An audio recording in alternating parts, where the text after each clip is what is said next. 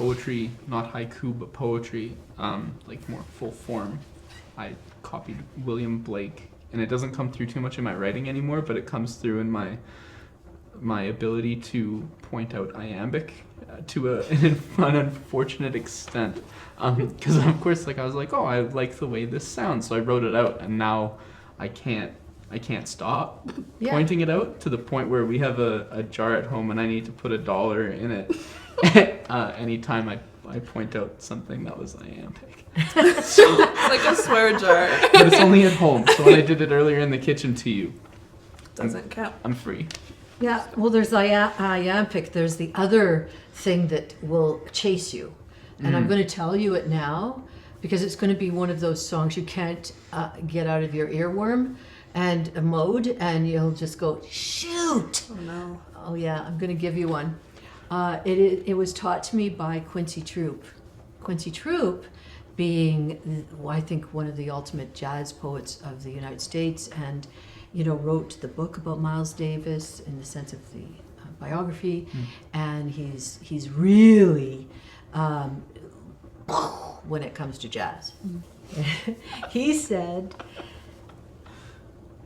the perfect jazz line is 8 syllables long. And now, when you start hearing 8-syllable lines, so then what had happened is we were walking along the street, and his wife and a friend of mine, Faust, were walking along the street in Vancouver, and Faust said something, and it was a perfect 8-syllable line, and Quincy, and he goes, "It's my line," and I was like, "No, it's my line." And he was like, "You don't even know why you want that line."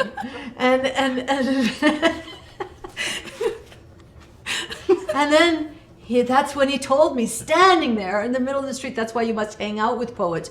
You can't, you could go to poetry workshops and everything great, fabulous. However, the best way to learn from a poet is just hang with them.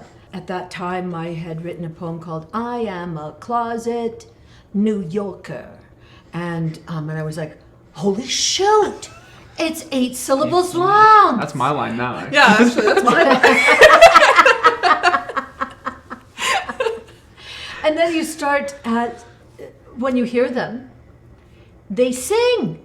And you realize that is, and now, there's the things that I'm working with, the spiritual sounds and the metaphysical sounds and the sounds that change who you are and can reorganize your ions and your atoms and, like all those things that come into life and play when you get older. But 8 syllables. It's like it takes iambic, there's that. And you go, okay, that was nice. And then you go, 8-syllable line. And then you start looking at your own poetry and the lines that really work. And then when you start writing those 8-syllable lines, if you have a band behind you, I am a closet New Yorker. Behind closed doors, I must be down. And you go, oh my God, I just have one of the clues to the universe.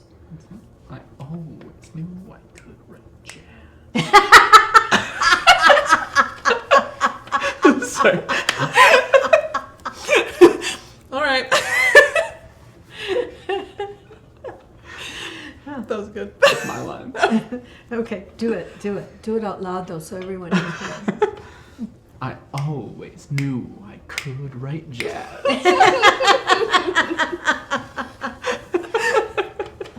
Oh, yeah, but it wasn't quite 8 syllables. That's mine. I always knew I could write. This isn't amateur hour, Sheri-D. I want to be a part.